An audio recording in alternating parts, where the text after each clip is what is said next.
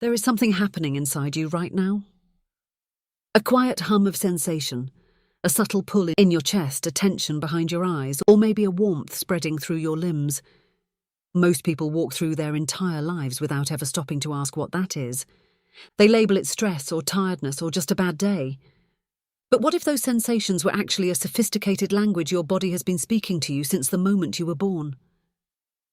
What if every flutter of anxiety, every wave of sadness, every burst of joy was not a problem to be solved, but a message waiting to be understood? That is exactly what emotions are.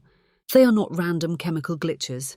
They are not signs of weakness. They are not inconvenient interruptions to your rational mind. Emotions are information, precise, purposeful, and deeply intelligent signals that your nervous system generates to help you navigate the world. The word emotion itself comes from the Latin word meaning to move or to set in motion. That etymology is not accidental. Emotions are designed to move you, to prompt action, to guide decisions, to connect you with others, and to protect you from harm. They are the body's oldest and most reliable communication system, far older than language, far older than conscious thought. To understand emotions properly, you have to understand that they are not just feelings in your head. They are full-body physiological events. When you experience an emotion, your brain receives a signal, usually from the environment or from a thought, and it immediately begins coordinating a complex response across your entire body. Your heart rate changes, your breathing shifts. Hormones are released into your bloodstream. Muscles either tighten or relax. Blood flow is redirected. Digestion slows or speeds up. All of this happens in a fraction of a second, long before your conscious mind has even registered what is going on. Neuroscientist Antonio Damasio spent decades studying patients who had damage to the parts of the brain responsible for emotional processing. What he found was extraordinary.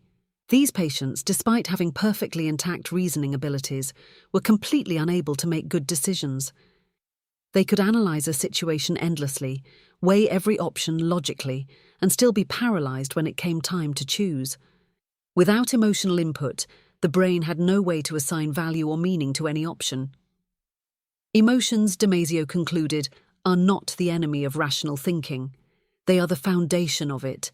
Every decision you make, every relationship you build, every goal you pursue is guided by emotional information running quietly in the background of your consciousness.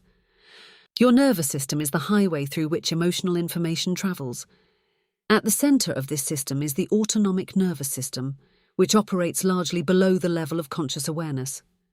It has two primary branches: the sympathetic nervous system, which activates your body for action, and the parasympathetic nervous system, which brings your body back to rest and recovery. When an emotion arises, it activates one or both of these branches, depending on the nature of the signal. Fear activates the sympathetic system, flooding your body with adrenaline and cortisol, sharpening your senses, tensing your muscles, and preparing you to fight or flee. Joy and connection activate the parasympathetic system, releasing oxytocin and serotonin, slowing your heart rate, relaxing your muscles, and opening you to creativity and bonding. This is a beautifully designed system. When it works as intended, emotions arise, they deliver their message, the body responds appropriately, and then the emotion completes its cycle and the nervous system returns to baseline. The entire process, from activation to resolution, is designed to be temporary. Emotions are meant to move through you, not live in you permanently. Here is where things become complicated for most people. From a very young age, most of us are taught, either explicitly or through observation, that certain emotions are unacceptable. Boys are told not to cry. Girls are told not to be angry. Children are told to calm down, to stop overreacting, to pull themselves together. And so we learn to suppress, to push down, to override the very signals our nervous system is sending us. But here is the critical thing to understand. When you suppress an emotion, you do not make it disappear. You simply prevent it from completing its natural cycle. The physiological activation that the emotion triggered, the elevated cortisol, the muscle tension, the altered breathing, all of it remains in the body, unresolved. Research in psychoneuroimmunology, the study of how psychological states affect the immune system, has shown that chronic emotional suppression is directly linked to elevated inflammation in the body. It is linked to dysregulation of the hypothalamic pituitary adrenal axis, which controls your stress response. It is linked to suppressed immune function, cardiovascular strain, and disrupted sleep. In other words, unfelt emotions do not vanish. They accumulate. They create a kind of emotional residue that the nervous system carries, often for years, sometimes for decades. This residue shows up as chronic anxiety, as unexplained physical pain, as emotional numbness, as explosive reactions to small triggers, as a persistent sense that something is wrong even when everything looks fine on the surface. One of the most damaging myths in modern culture is the idea that strong emotions are dangerous, that if you allow yourself to fully feel grief, you will fall apart and never recover, that if you let yourself feel anger, you will become destructive, that if you sit with fear, it will consume you.